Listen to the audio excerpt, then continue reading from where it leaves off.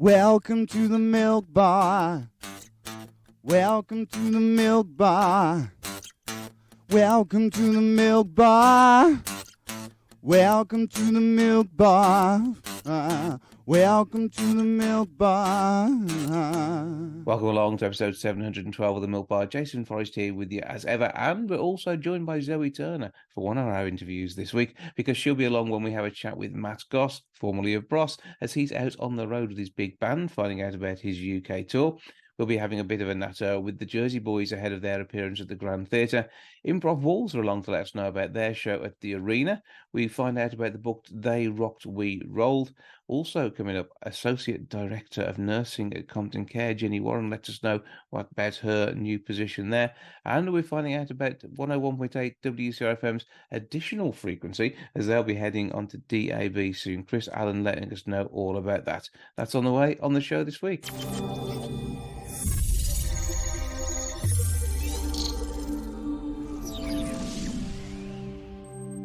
From the 7th through to the 18th of March, the Jersey Boys are at Wolverhampton's Grand Theatre. It is going to be a veritable feast of fantastic music from the Four Seasons. I'm joined now by the four boys who are playing the parts, and I'll let them introduce themselves. Hello, gang. Hello. Right, go from left to right, please. I'm Blair, I play Bob Gaudio. I'm Ryan, I play Frankie Valli. I'm Dodson, I play Tommy DeVito. And I'm Chris, and I play Nick Massey. And how long have you been Jersey Boys in this show? Because this is a big franchise, and we've seen it on tour, but people just keep coming back because it is an amazing show with awesome music. Absolutely, yeah. Yeah, so Chris and I have been with the show since August last year, and Blair and Dawson, you guys have been going a lot longer than us. Well, we started for this tour in October for our rehearsals 2021, but Blair previously did it. Oh yeah, I've done it on cruise ships before, so I've been doing this on and off for about 5 years. And I think it's that experience, though, which is going to show on stage. I mean, you guys, you know the songs better than you know the back of your hand now, surely. Sure. Yeah, I'd hope so by now. Yeah. We sing them a lot, yeah. We have to, you know, the harmonies are so precise and so exact, and we have to be on it, definitely. It's difficult to forget them, to be honest. but this is a show which means so much to the audience. Not only do you get the journey of the boys themselves, but you've got the amazing music, and that is obviously what drives it, isn't it? It is a show which tells a story, but it is all about the songs. Oh, definitely. I think we get a huge spectrum in our audience of people who grew up, who were fans of the Four Seasons and remember all these songs coming out, right up until people who are discovering these songs for the first time through Jersey Boys. So and I think the overwhelming thing we get told over and over again is people don't realise how many songs were originally written by Bob Gaudio and Frankie and the Four Seasons. So, yeah, brilliant songs. We will see your headshots and your pictures in the programme. I just for a bit of fun, which is the show each of you've been in which is going to be the least help to appearing as the Jersey Boys? I mean, Blair, you were Beauty and the Beast. I'm not sure whether you were Beauty or the Beast. Which one was it? Well, I'll let you decide. I was the Beast. I was in a massive costume for that. So that definitely doesn't help with being a Jersey Boy. But is it? Yeah, is it like wearing a red jacket when it takes over your entire being? Yeah, you could say that, absolutely. The costumes absolutely help make the man in this show. Yeah, they actually make a point of it. They made us rehearse in suit jackets and in proper shoes, because I think it changes completely the way you stand and puts you in that era, in that 50s, 60s time. In this one, though, I mean, Ryan, are you taking on your Peter Pan character as well? Because the music never gets old. Do you know what? It's such a pleasure to play. I've spent the majority of my career playing schoolboys. I've been in school uniforms and Peter Pan or whatever. So it is a pleasure to play Frankie, who starts at 14 in our story, but goes right up until he's 40. Yeah, so that's a When a grown man. that's a personal pleasure for me. And I mean, Dalton, I mean, you've been in Greece, so again, it's probably got a similar sort of feel from the same sort of period for some of the tracks. Yeah, it's not too far away. I mean, Frankie Valli sung "Greece Is the Word," didn't they? That was one of their songs. So I have a connection with mine. Mine just kind of pieced together. Christopher, looking at your list, what should I pick on here? It's tricky just going from the TV credits. Dancing on Ice. with the Prince of Egypt. I mean, explain that one to me. I stood at the back for dancing. I wasn't actually doing any of the dancing. I wasn't nice actually at all. I did something that helped me with this show. Probably is it was a small show I did up in North London called Forever Plan, which is exactly the same sort of 4 boys, 4-part show. But you know, Prince of Egypt, I was wearing little to no clothes. I had a beard, and it didn't help me with this show. You're promising to be fully dressed at all times as a Jersey boy. On stage. Yeah, I don't want to know what goes on backstage, because there are still some reasonably quick changes in this, aren't there? Oh, very much. Yeah. You got probably the most, don't you? There's loads. We can't tell you quite how they happen, but there's a lot of Velcro and elastic. And a lot of hands on deck. And a lot of yeah, exactly.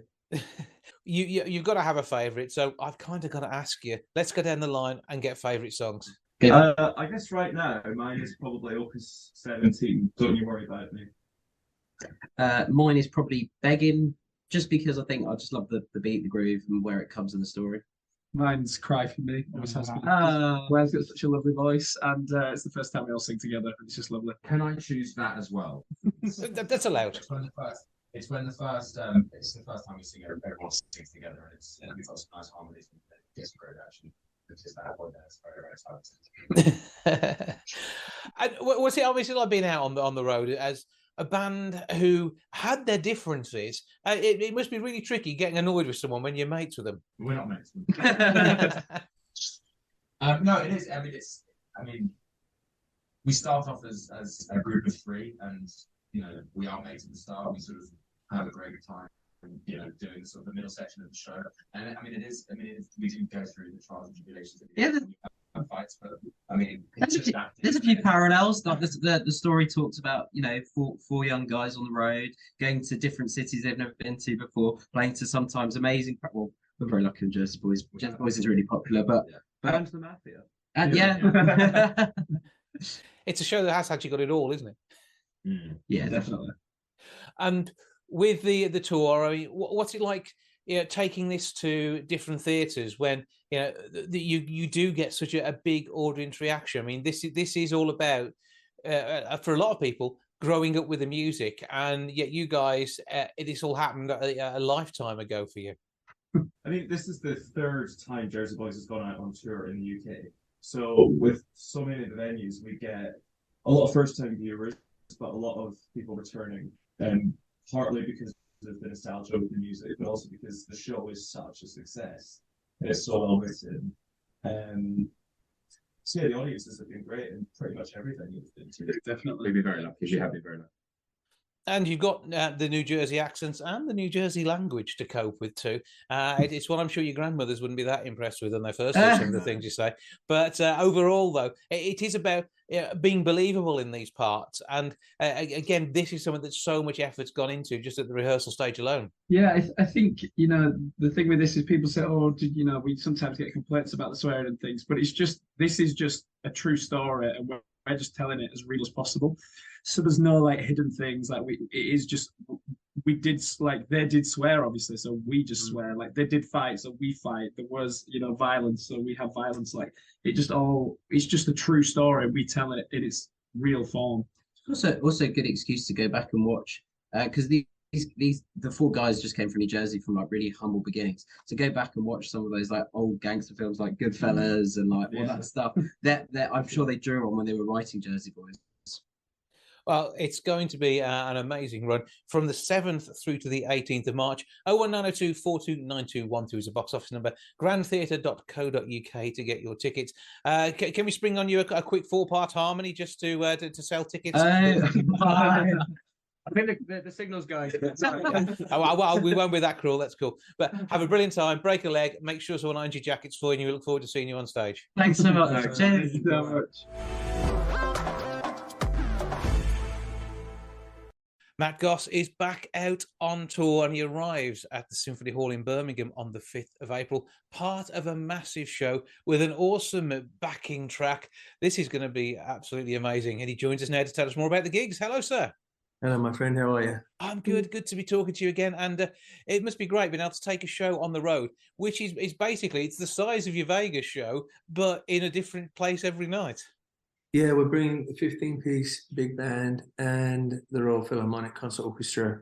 So it's a heavy lift, you know, as a musician. It's a little nerve-wracking, but I'm excited the fact that I can, you know, hopefully bring something that will, in a way, even give Vegas a run for its money. This is going to be a special show, and I don't like to say it quite like this, but as a man who's got a number of years back catalogue of music, probably a few decades worth in there, you've got such an amazing array of songs to choose from to perform too. Yeah, I'm looking forward to play the hits, like to deconstruct a hit record, a pop record, and then build it back up and put it into a big band, and then the majesty of the Royal Philharmonic. It's a really exciting thing to do. It's a lot of communication.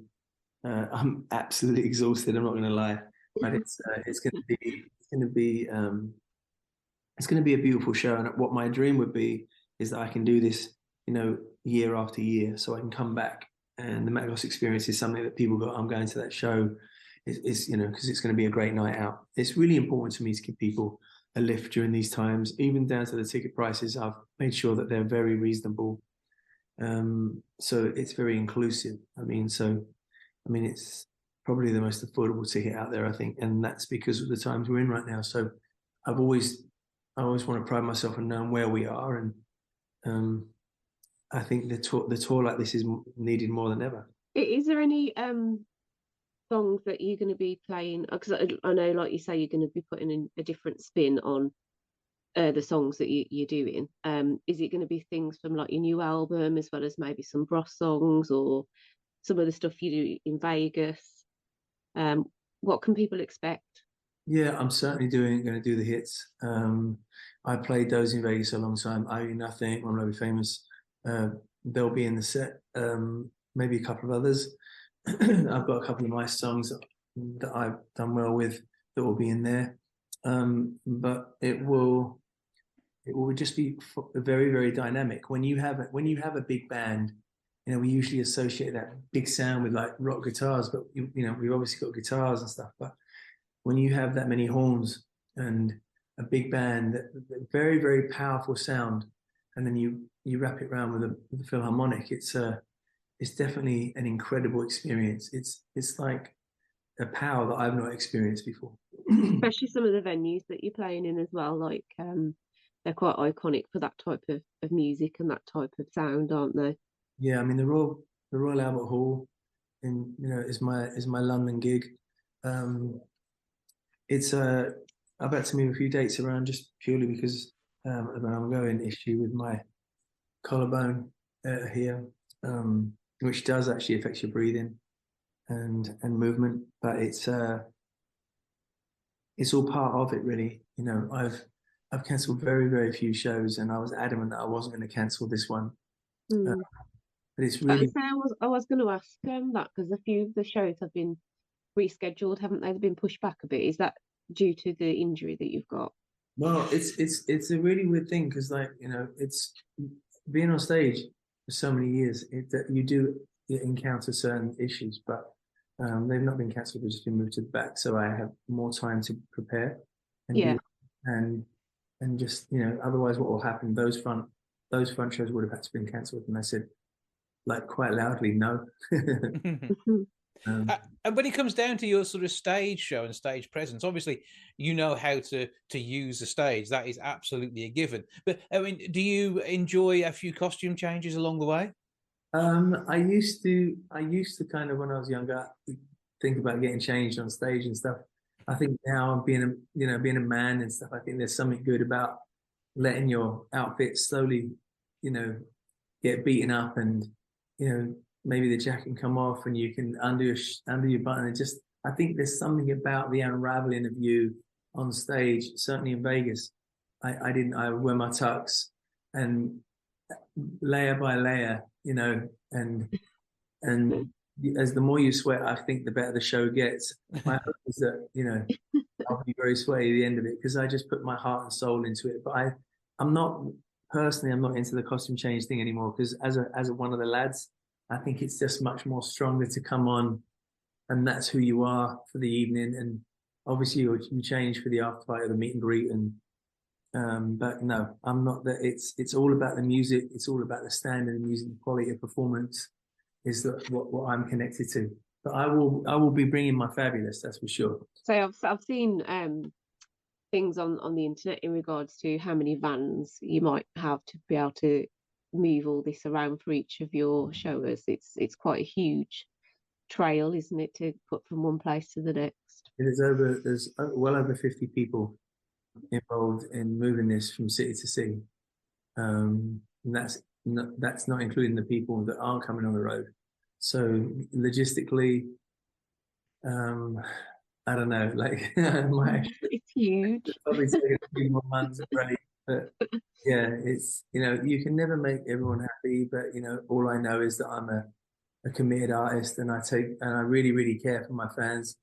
And I just, you just have to put one foot in front of the other and get to the finishing line, and it is a heavy lift for all of us, but it's hopefully it'll be worth it when people come and see this really, really beautiful show that I'm putting on. Well, it's going to be amazing. We know that. We know you're the consummate professional, the showman who knows how to bring a show. I mean, 11 years in Vegas, that just says it all. To be able to go and do a show like that, and then it must have been interesting having a base like that. Yet be so different to being on the road now. And which do you think you prefer? I did love doing the show in Vegas because people came to you, and also what I love is that people that are not Matt Goss fans would come and see you, and they would come for a good night out. I did love that side of it, but I've missed my country very much, and a lot of my big shows I've been in America over the last 20 plus years. Obviously, I've done Wembley by myself. I've done the Albert Hall many times by myself, and venues like that, but not a tour across the whole country. It usually ends up in London when I come back home. And this is one of those tours that I wanted to honor my word.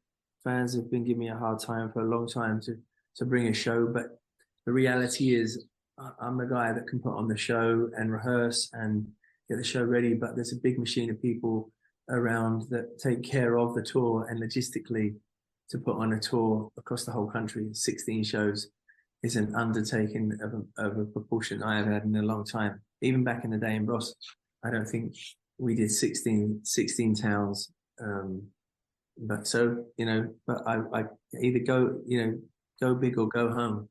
This is certainly going to be huge. It is the Matt Goss Experience, the big band and the Royal Philharmonic. It is arriving in Birmingham on Wednesday, the 5th of April, 2023, a 7:30 start, and tickets are priced from £49 upwards, and you can nip along to bmusic.co.uk to get those tickets. But where else will we finding you on the socials with the details of all the other gigs as well? You can go to mattgosstour.com. That's probably the easiest one to remember, just mattgosstour.com. It's just I hope you guys will come. Hope we can get a little bit boozy, have a laugh. Yeah. Oh, I like getting a little bit boozy. Jason knows that, don't you? It is a nightmare, but there we go. We shall see how that works out. We'll stick the date in the diary, as thousands are going to, for an amazing night. For now, Matt Goss, thank you for joining us. Much love to you and your listeners. Thank you. Thank you.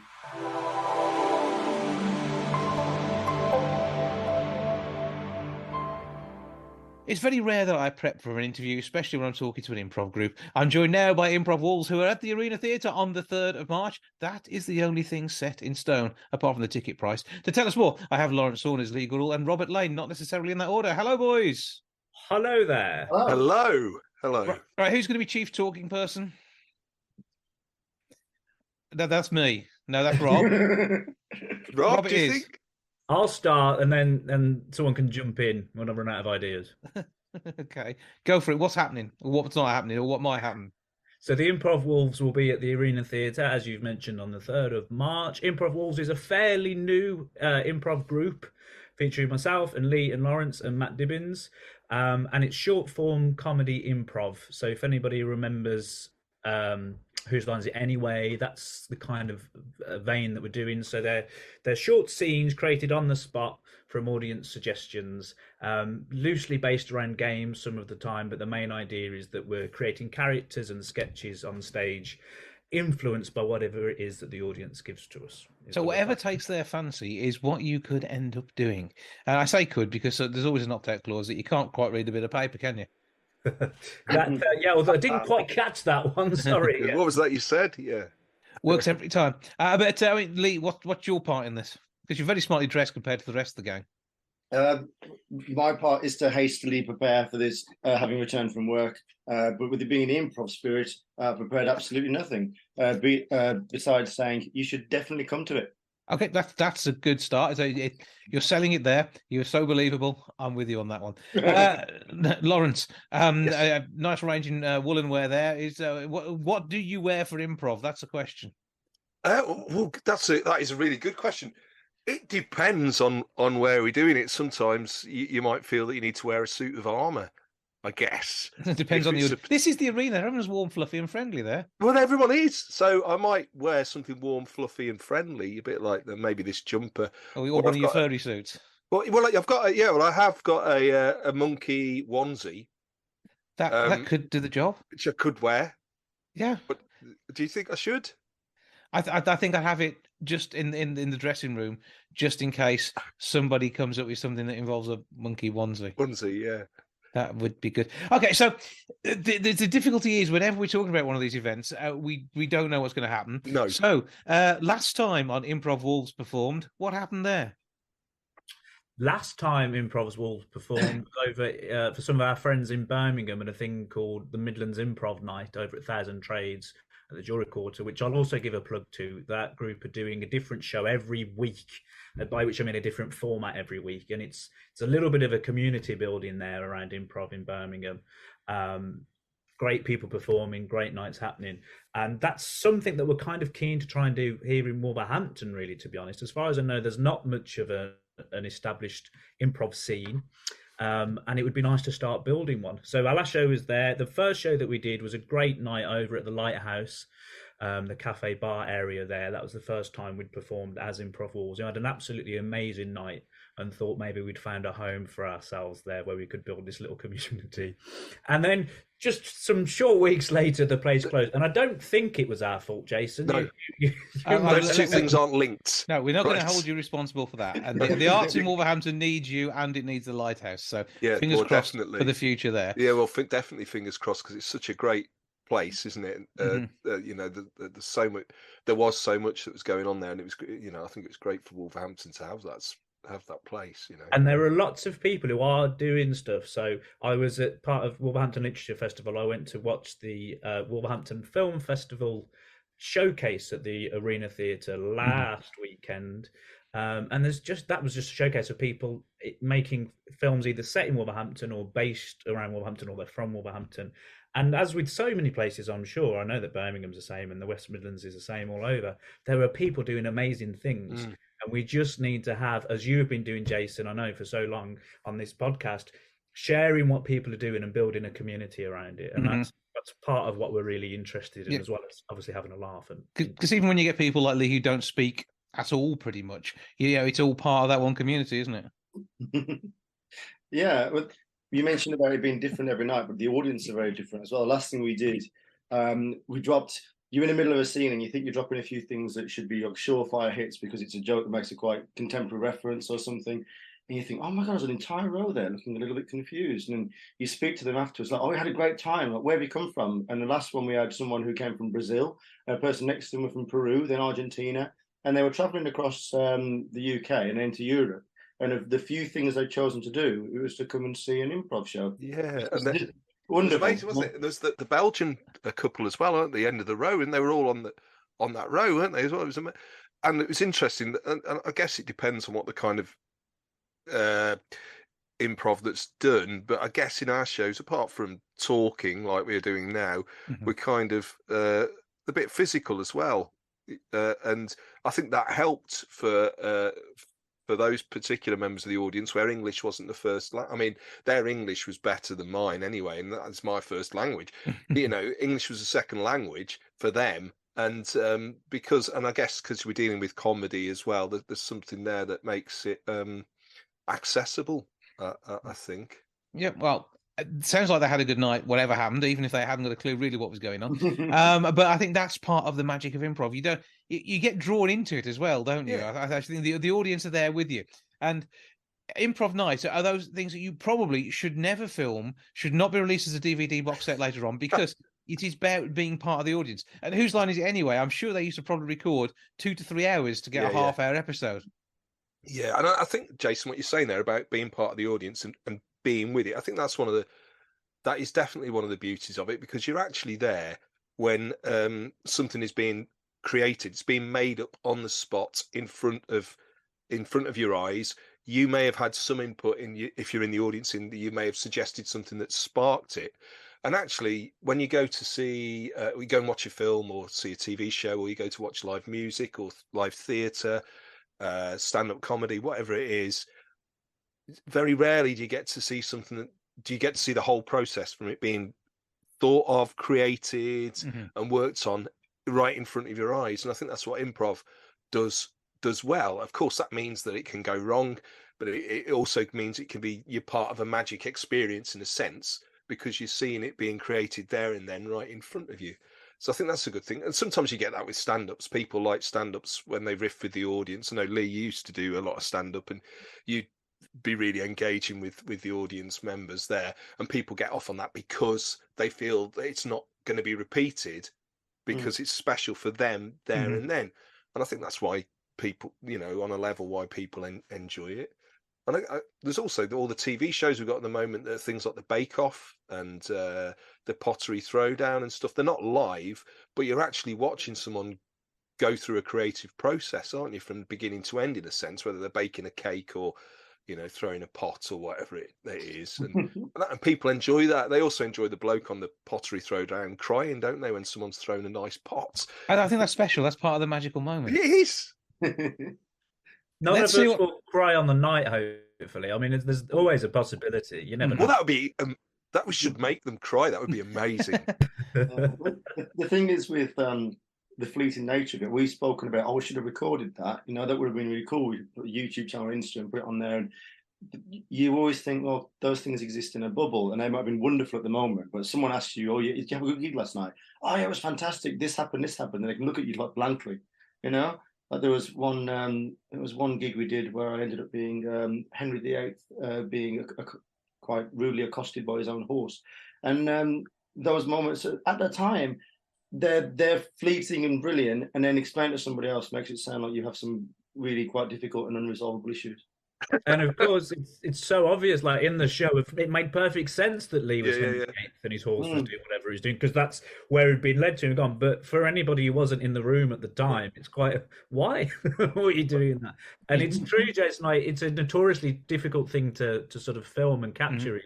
It's a thought I was having only this afternoon, because a venue that I was talking to was like, "Oh, great, we can't come and see your show. Can you send us some footage of you doing your thing?" And it's like, maybe, but I don't know how it'll come across. What you need to do is you need to film the audience reaction. That's what you want, and that's what it's all about. And I'm sure they will be enthralled, amused, and trying to work out how, if you can lead a horse to water, Henry VIII can turn up looking rather thin. So there's lots to go on there. Tell us about the rest of the gang, because there's more than just 3 of you turn up, isn't there? Improv Wolves has so far been the 3 of us plus Matt Dibbins, and you've actually got some very experienced performers and improvisers here, actually, Jason, believe it or not. Lawrence is a very experienced actor. He's been on the telly and all sorts, and radio and a lot of improv as well. Lee, as we mentioned, has done stand-up, and me and Lee actually met at university in Wolverhampton, where we did sketch comedy and improv and different things. Matt, who's not with us today, is a very experienced improviser. He was with Wow Impro, he was with the Intellectuals, and I've done a little bit here and there as well. So you've actually got quite a range of experience, and we all are musicians as well. So you may well have the dubious honour of being present for an improvised song on for the first time in its debut on the 3rd of March. And that's one of the fun things about it. Like, the show could be anything. It could be film noir one moment, it could be a western another moment, it could be the Bake Off by the sound of the way Lawrence is taking things. I think, definitely. I think I'll bring some flour. You need that, don't you, for baking? Flower some and a eggs. monkey suit is the subtitle of the monkey show. Well, do you know what? Improvisation's quite radical, right? This sounds crazy, but until 1968 in this country, anything that was put on in a theatre that was for public performance, every word spoken had to be passed by the Lord Chamberlain, right? So to perform improvisation on stage in England pre-1968 was you could illegal. only be the Lord Chamberlain. You had to be the Lord Chamberlain. That's right. You had to be the Lord Chamberlain to perform on stage. So he's incredibly versatile. All that stuff that he did. But I find that's bizarre, isn't it? You know, people would get around it by having performances for a private members club, whatever, that you'd set it up. But actually, so there's quite radical roots for it, really. So improv used to be illegal. Improv used to be illegal, and we're here to prove it should be again. Yes, yes. And given what Lee Anderson, who's now the deputy chair of the Conservative Party, isn't he? He'd probably have us executed for performing improv, wouldn't he? From what he was saying, I don't think you're allowed to do that live on stage, whatever happens. So there's still rules against that, and it does depend on how the night goes. They may just throw the flower at you. We'll see. 01902 321 321 is the box office number for the Arena. Arena.wlv.ac.uk is their website. Go to those things, click on them, talk into them, whatever you need to do to get your tickets. It is the 3rd of March. It is going to be as amazing as these things can be with the 4 people who are involved, and they are blooming good. So it'll be okay. Improv Wolves, thank you, 3/4 of you, for joining us. Thank you, Jason. Thanks, Jason. Real pleasure. Thank you.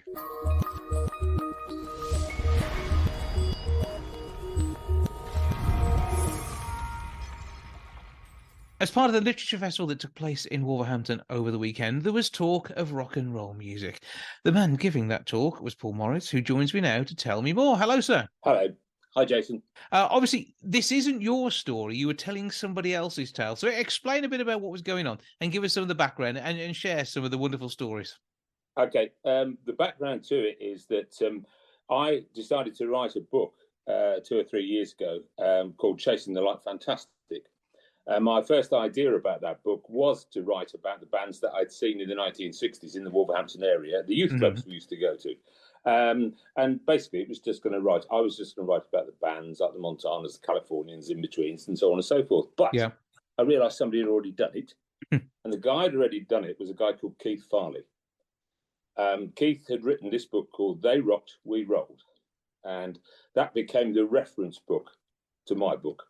Very much. I mean, he'd done it all. What was the point of me writing a similar book at all? And so I've got to know his book extremely well. I've also got to know the guy who actually published the first edition of this book, a guy called Dave Cant, who was Keith's best friend from school. Yeah. And Dave published 200 copies back in 2010. By about 2 or 3 years after that, they'd all been sold. There wasn't one available for everybody. The people who were the movers and shakers of the music business in the 60s, 70s, they went out and bought it. The public bought it. There was nothing left. And you cannot find one these days on any of the second-hand online bookshops. You know, you look for one, it isn't there. So at the end of the day, we thought there's a need for a second edition. So that's how we sort of went about getting a second edition printed. And this is bringing to life so much of that time. So you have your memories too. And with Keith, I know that he did an Inside Tracks with Pete Whitehouse at WCRFM, and that has been repeated. Now, he sadly passed away shortly after that recording. So it's in the midst of this book really doing its thing that the author was sadly no longer with us and no longer able to tell his stories in words. But fortunately, you got all this on paper. He did. He got all this on paper. He's quite an author in his own right. He wrote a lot of books about Wolverhampton. He wrote about the cinemas called At the Flicks. And he wrote a book called The In-Between Times, which was the basis of this book, They Rocked, We Rolled. All those books were left to the Wolverhampton Heritage Society. So they have the sort of books there. This new book, though, They Rocked, We Rolled, as you say, was just printed literally months before Keith passed on, unfortunately, at the age of only 63. So that was 2010.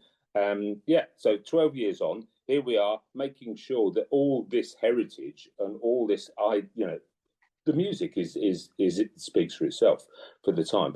But there's a lot of stuff in there which is all about Keith's going to concerts, going to places like the Civic Hall, the Woolpack, all the pubs and clubs in the town, the Lafayette, all those sort of places that he went to see these bands. It's his story. It's not mine. Mm-hmm. But when it comes to that story, though, I mean, you probably don't realise how much the Midland scene was as big as it was. I mean, I'm thinking Yardbirds, are they Brummies?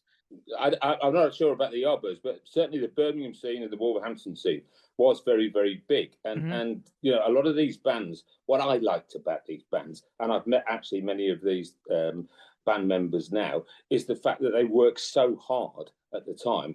A lot of them never recorded a great deal. And the reason behind that was they never had the time to go in the studio. They were too busy gigging.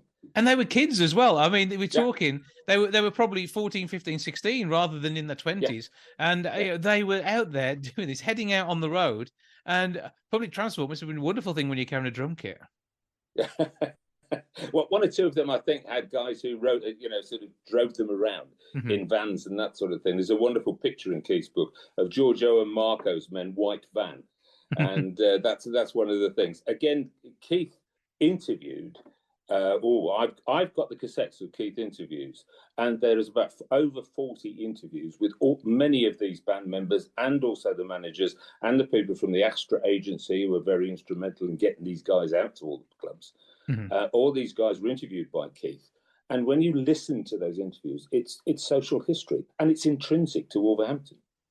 Absolutely. And music is the heart of many a city. Wolverhampton's certainly one of them. Yeah. And I mean, I remember from my time really growing up in the 90s. I mean, I was born in 72, but it's when you hit 20. That's probably when your musical taste is formed, and it's when you finally got some cash to go to gigs. Yeah. And I had a great time heading around Wolverhampton and the venues we had then, and the way things have changed now. It's all been an awesomely vibrant city for music, and it plays host to people from all around the UK, and it's somewhere where people want to play because they know they're going to get a good audience, and that must have been what it was like for those bands from the 60s and onwards. Yeah, and again, some of the people that Keith interviewed and some of the quotes that are in the book are not just from the band members, the players and the managers, they're from the fans. They're from the guys. I spoke recently on Saturday, we were talking to Danny Robinson from Danny Cannon, the Rab Robs, then became Herbie's People. And Danny was saying that they won the Big Beat contest at the Granada in the early 60s. And I asked him, how did you win it? He said, we brought the whole of Bilston with us. That's how we won it. And that was very much what they did. They had very good fan bases, local fan bases who loved these groups. And they all started out, though, by listening to the rock and roll that came in from America. It was Chuck Berry. It was Elvis. It was Jerry Lee Lewis. It was those sort of guys who started it. But the local guy was Tommy Burton. And Tommy Burton was the guy who set out to say, if they can do it, we can do it. And his band, the Tommy Burton Combo, was very much based on Bill Haley and what they did, Rock Around the Clock, See You Later, Alligator, all that sort of stuff. And a lot of the guys, again, saw what they were doing. They'd heard people like Buddy Holly. They'd heard people, they'd seen them on the TV in black and white, grainy black and white in the early 60s. Top of the pops of their day. Well, probably, I think the one everybody remembers was the London Palladium show with Buddy Holly. Yeah. And everybody thought this guy was just magic, and he was. Yeah, everybody. And if you listen to early Danny Cannon stuff and Steve Brett and the Mavericks, you can hear a lot of the influences of those people in their early sort of stuff. And the music itself survives to this day. Probably not necessarily the tapes, but actually some of the 7-inch singles from that time, and digitized and shared all over the place these days. But it is a vibrant sound. And obviously, as I mentioned before, Keith was featured on Inside Tracks of Pete Whitehouse. That's available on the Listen Again at wcrfm.com. Just look for the 4th of February, and it's on your Sunday evening slot. Just look for that, and you can hear his voice as you've been able to listen to it on the tapes of the interviews that you had. But the important thing is as well, this book and getting a copy of what is now a second edition, and a second edition with extra colour. It is with extra colour. We got a local friend of mine to do the art form. A lot of comments were made actually on Saturday about how good the cover is. And there aren't many changes to the book. We've kept it as good as the first edition. Some of the bits and pieces of the editing have been done to cut out where there's some duplication, but what we've added is a list of all the records that were produced by the bands between the early 60s and the early 70s. Mm-hmm. And then also we've put an index to where you can find these bands, because that wasn't there in the first edition. So it's easy. If you want to know about the Montanas, you know which page to look at. If you want to know about Herbie's People, you know where to go. So give us all of the details on the book. Obviously, this is the second edition, but say it's everything you would hope for and more now, isn't it? I would hope so. Yeah, They Rocked, We Rolled. It's available from Amazon, from Waterstones, but I'd like you to support Waterstones in Wolverhampton, because I'd like to keep it local if we can. Mm-hmm. And they're great. They're great supporters, actually, Mark, there, and the guys at Waterstones. So that's where you can get it, but you can get it online at Amazon as well. And we've priced it to suit people. 15 quid, 14.99 to you. That's excellent value for money and a piece of history. And I think this is going to sell out, and they're going to be sought after again. I think that is going to be the case. Congratulations on the work that you've done bringing this to life and keeping Keith's legacy alive too. Paul Morris, thank you for joining us. Thanks, Jason.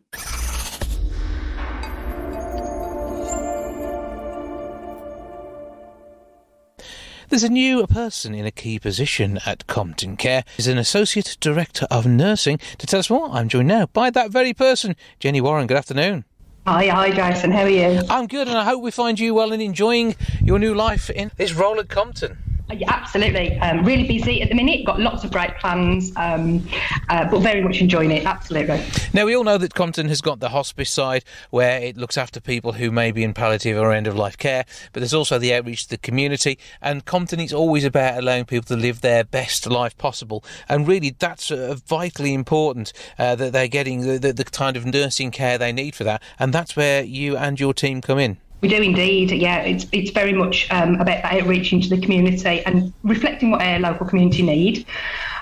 We've got many new services here at Compton Care, so as well as our inpatient unit that people will be really familiar with, we've got quite a large community service, our Living Well Centre. So this is where people can come and live their best life, really, regardless of their diagnosis. It's really quite a lot bigger than people think, I think, is probably the best way to describe Compton. We've definitely grown, and our services have been a lot more inclusive than they have been in the past. Yeah, and it's always been a brilliant service, and it just gets better and better. And it's obviously the funding that comes in, the people who care about Compton that makes a difference. And anybody whose life has been touched by Compton Care, whether it be directly or through their family, are always more than willing to offer some sort of support in any way they can. Absolutely. We're so lucky. We are so well supported by Wolverhampton and surrounding. We've got so many wonderful people who support us with donations, with visiting our shops, and just being part of the team here. We've got volunteers, and it's really lovely to feel so loved by the people of Wolverhampton and surround. And so I'm really proud to work at Compton Care. It's great. How did you first come to the idea of working at Compton, though? Did they contact you, or was it an advert that you saw? How did it all come about? So I've worked in Wolverhampton for all of my nursing career. So I came to Wolverhampton as a newly qualified baby nurse and worked as a district nurse for about 15 years in Wolverhampton. So I'm absolutely Wolverhampton through and through, all over the city. And I completed a prescribing course, a non-medical prescriber, so a nurse prescribing course, and I wanted to use it. I'd progressed within community nursing, and I really was quite passionate about palliative and end-of-life care, having done it for so long as a district nurse. So I came and applied for a clinical nurse specialist job here at Compton. So that I joined the team about 5 years ago here at Compton as a nurse. So I was out delivering care in the community as one of our community teams. And then I was really well supported in my career progression, and actually I really enjoyed being able to influence and make a difference to these patients, making sure that more people can access their services, that we were reaching out there to the people of Wolverhampton. And so I progressed into a couple of other leadership and management jobs to the point where I am now. Mm-hmm. And every time, there's been that next little step up and that ability to make a difference. And I say, Compton makes such a difference, and whether it's some of the community nurses who go out there, the daycare that people receive, or the respite care that allows someone's family to take a little bit of a break, yet know their loved one is being looked after the way they need to for their just day-to-day maintenance and what gets them through life. It is all part, I suppose, of the remit. Your role will touch on all of this somewhere. It does, I know that there are lots of people they're looking after their loved ones, and without the carers, loved ones and families of these patients, we wouldn't be able to do what we do. And so part of our job is to make sure that they feel supported as well, to keep their loved one where they want to be, whether that be at home or whether they're in a care home even. We have a specific team, for example, that goes into care homes in Wolverhampton. So the people that are living in those care homes, the patients that live in that care home can stay there, but are also well supported and are still accessing the same level of care as if they were in their own home. So yeah, definitely supporting the loved ones is important. And what of the services that Compton Care offer at the moment would people not know about, do you think? What is it that is a surprise when people discover it's being done, but actually no surprise because it's really part of Compton Care's whole ethos? So I suppose some of the really sort of big areas of focus, particularly over the last few years, have been living well service. So we have got a far more structured, lots of different short groups, very much a social element. So people come in, they might join a music therapy group, they might join just a social group, it could be a horticulture group. So we offer a variety of activities through Living Well, and people just come in, meet other people, spend some time with them, and then come away and continue to live their life. We've got complementary therapies. That's something I'm really working hard on with the team at the moment. We are able to offer complementary therapies to our patients, and that's making a massive difference to their symptom management. So if you think you've got pain, for example, and you might be taking medication for that pain, but we can make that work even better by offering holistic and complementary therapies. The care home team, that's a relatively new team of clinical nurse specialists going out into the care homes, supporting the care home staff. So there's an element of education, and there's an element of making sure that the care homes are supported, supporting the staff in there. They do a fantastic job. We've got a community engagement team. That's really exciting. So we've got a number of bereavement hubs within the city, which people probably aren't aware of, that are open to the public, not just people that have had support off Compton Care. To access our services is through our care coordination line now. So it's a one-stop self-referral. So people can refer themselves in. You just ring the number to care coordination and you'll get directed to the most appropriate person, whatever your needs are.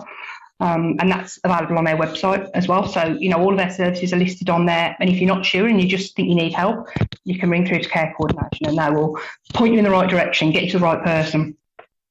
And I think, and with the call centre that's opened in the last few years, again, this has all been part of the expansion. But what comes next? What are the next areas that Compton are working on bringing to add to their vast array of services already? I suppose the current focus is looking at our bereavement support. So I'm looking at expanding that a little bit, and looking at making sure that we're getting everybody who we're not currently getting. So a big part of what we're going to do is reducing the inequalities in access to palliative and end-of-life care. So there's a lot of people within the city that don't know we exist or don't feel that they can access us. And there's lots of different reasons for that. But one of the big things is that people don't realise that we're free. So the services that we offer here are absolutely free. We don't charge anything. So there's a big community engagement element to that. We've got a number of public engagement sessions in the next few weeks coming up where people can come and just have a chat to us about what we offer here. So the supportive care element is another area I'm focusing on. So think about counselling services and that emotional support. Well-being is a really big thing at the moment. So yeah, it's about making sure that we can provide everything that people need to live as well as they can for as long as they've got, and then when the time comes, support them at the end. And of course, the ongoing support doesn't end there as well. You mentioned the grief counselling and being there, and you've got a team who understand what everyone has been going through, and they do an amazing job. And even through things like the annual memory walk, which allows people to come together and remember their loved ones in a positive way by raising funds for Compton that will have helped their family during the most difficult and worst times of their lives. And you've got a huge amount of support there. But it's things like the lymphedema care as well, that that sort of thing really makes a huge difference to someone's life, being able to get some sort of treatment when there isn't really any other option other than coming to Compton Care to try and get some sort of respite from it. Absolutely, yeah. One of the things we have to acknowledge, the NHS is under considerable pressure at the moment, and there are gaps there that we can fill, and things like the lymphedema service, we are able to offer those things that people are not going to be able to get elsewhere. And I think you made a really good point. The relationship with Compton doesn't end when somebody's loved one has passed away. We do have Life of Life, we have memory walks, we have the bereavement support, and actually the doors, they're always open. It's always left open for people. So, I think we do have a responsibility to make sure that the really very generous support that we get is used to meet the needs of the people locally.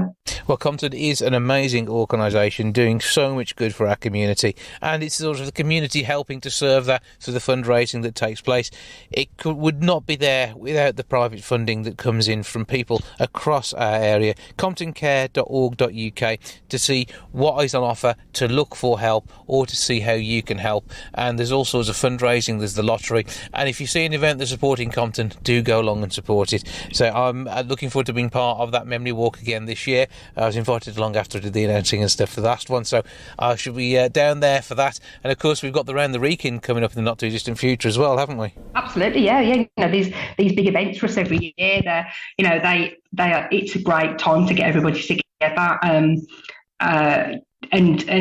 often people that have had that relationship with us, but it's great to see new people as well. So yeah, if you feel like you want to get involved, absolutely do. Join one of our fundraising events or one of our other engagement events. If you want to get involved at Compton Care, whatever it looks like, then contact us, because there'll be something that we can do, whether it be volunteering, whether it be part of an event, or just your opinions, because that's really important to us. One thing we really want to hear what people in Wolverhampton think we can do to improve, and what we can do better, and what we need to do to meet their needs, because we really want that engagement. We want to hear from you where you think we need to go next. So yeah, absolutely would love to hear from anybody. It's important that people come and see what we do here, and that's the first part of the conversation around death and dying, and all these things that really can be quite scary, but it's really not that scary. It's really quite a lovely place and lovely organisation to be part of. Absolutely, making such a difference and allowing, as we've said, those who need the help to be able to live their best life possible. New Associate Director of Nursing at Compton Care, Jenny Warren, thank you for joining us. Thank you so much. Take care.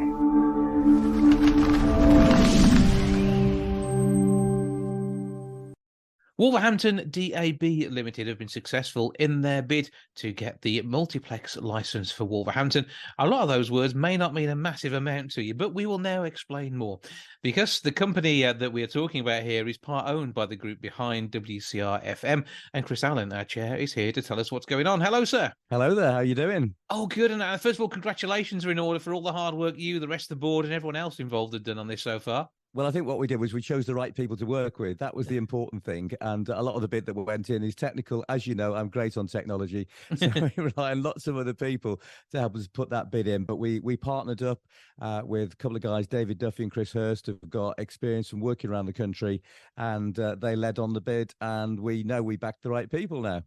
Absolutely. And obviously, Ofcom always like to look to the stations at the heart of the community, and when these small scale multiplexes are coming out, and that basically just means a lot of radio stations in one place on the digital platform, and that's the way digital radio works, is you can put lots of things in the same place, the same way with digital telly and of course digital phones. It makes the bandwidth we have so much more capable of carrying some amazing stuff. And you see, you're talking a language now that, it's beyond me as well. So the way it was explained to me when I needed explaining was that what we've won actually is a rope. So now we have the right of the rope, and the rope is made of lots of different strands, and those little strands can be all our partners doing their own thing around the city. Yeah, and as part of that, there are some amazing people we get to work with. Obviously, at the heart of it is 101.8 WCRFM, which will also be going out on DAB digital radio as well, and that is going to be an easier way for people. If you're in the car and you got a digital radio in your car, no longer will you get confused on what you're tuning to, because you'll be able to see our name and logo all on screen. You can do, yeah. It'll be a lot easier for people as well. Obviously, at the moment, we're on 101.8 FM, which is important. The FM has been really important, especially during the COVID crisis and public health wanted to put information out via a non-digital platform. So we will retain the FM service around the city. You can listen online. You can listen via your smart speaker. So DAB will add a new dimension to people listening to Wolverhampton's local radio station. Yeah, it is all about that convenience, because they say it's particularly car drivers, isn't it, these days? Or somebody who's got a radio pop somewhere in the house, and you're getting that crystal clear digital sound. And I think that it's just having that as a multi-platform way of getting what we do. And I mean, Wolverhampton really gets what we do because we are all about the city. We are, and we're very excited. I was put it on Facebook and I was buzzing. And it's like those moments where. I'm trying to think of an analogy, and I'm not a Wolves fan, but I was really glad of the result they got last weekend. It's a bit like we knew we had the better bid, and we knew that we were going to win this, but you're only 2-0 up. It's when the third goal goes in, you think, yes, we've got it. And today was like the kind of third goal day. Yeah, and I mean the opposition with Wolfram Limited, obviously they have got a product which they believe in as well, and it's all about having the right thing on air. It is, and as you said, we're sort of at the heart of the city. We are the number one station for the city in terms of the information that we give out. Recently moved to the Manda Centre, and anybody coming to the Manda Centre now see our posh new signs around the place. We're very much at the heart of the city, and therefore we felt that we were the right station. We also had many more partners signed up to us in our bid than the competition, and so again we felt we were very strong, and we signed up with Ramadan Radio, one of our partners, worked with Yusuf Shafi on there, often a guest on the station as well. So we've got some very natural relationships behind all the kind of technical aspects of this, and also the different financial partnerships that we have there as well, and it'll work really well. Yeah, and again, it's about giving something to the community, and us being at the heart of it as well means that we know that those people who are going on air with us have also got the community spirit at heart. They have, and they've got the opportunity to expand at what they do, and obviously to new listeners as well. And we're not in competition with them. We're not a commercial radio station. We are all around about the Wolverhampton community. We're serving the community of Wolverhampton, those who live and work in the city. So it's not competitive. We all have our own different strands. People can choose where they listen to, but we're at the centre of that. And it may be that if a station is not broadcasting 24 hours a day as we do, they can switch us through, for the time that they're not on air as well. It might also mean that small community groups might want to buy in. Hey, we could say we did an hour a day, but the rest of the time we'll have WCR FM going through there. There's lots of opportunities for growth across the city, and I'm looking forward to working with all these different partners. Absolutely. And so it is part of those things that we do. You hear that on air with us already, and there's just going to be extra stuff that you can get and dip into, and then come back to either FM or DAB. But no, it's all part of a big umbrella that is our city. It is, and we've got a wonderfully diverse city, and therefore people will have very diverse ways of listening, different languages across the city as well. We never have the expectation everybody's just going to listen to us, and therefore we want to facilitate people listening to other stations as well. We try to be as inclusive as we possibly can be. There's lots of specialist stations out there as well that we can partner, so we'll very much support them and work together. And so this is a big win for all people across the city and whichever radio station they listen to from the locality. Well, we are all about Wolverhampton, number one for Wolverhampton. It's 101.8 WCRFM, as we say, soon to be on DAB digital radio as well.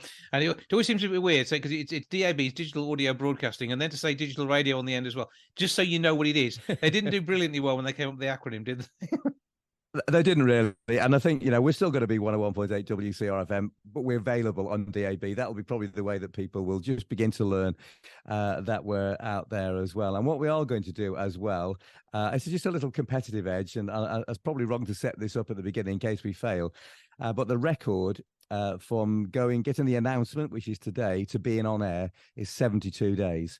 And we think that because of the partnerships we already have around the city, we might beat that. So we're going to go for it. Fingers crossed. Record breakers, that's what we want to be. There's a song in there somewhere. I'm not going to sing it, though. Chris Allen, chair of 101.8 WCRFM, WCRT, and the now part of Wolverhampton DAB Limited. Thank you for joining us. Thank you, Jason.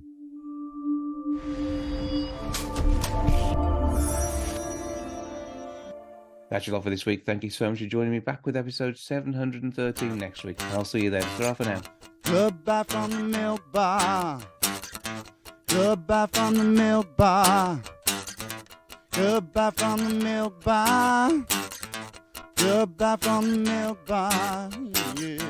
Goodbye from the milk bar.